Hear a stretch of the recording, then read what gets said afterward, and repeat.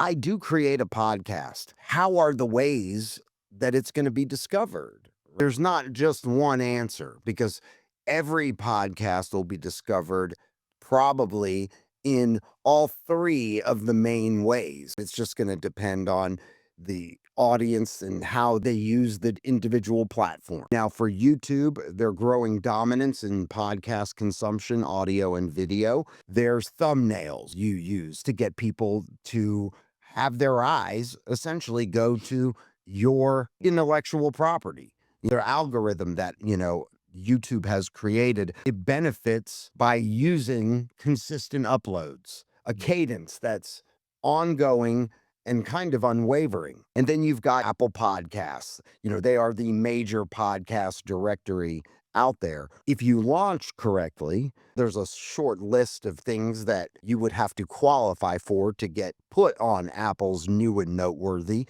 But that is a space that you can't even buy.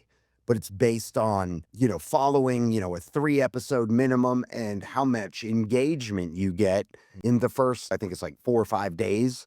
And that's like whether it be comments, downloads, it takes in a number of factors. Yeah. But if it gets enough traction, you could be featured on their new and noteworthy. Spotify's algorithm differs from YouTube and Apple in a few ways. Spotify has done something pretty cool where now you can go on to Spotify, and basically create polls to get people to interact with certain pieces of content that might be within your podcast. There's a difference between YouTube, Apple Podcasts, and Spotify. And if you don't know how to do, like you said, the descriptions and do it right, it's going to have different results. Yeah, but those platforms, those three are like your biggest podcasting, platforms as far as being discovered.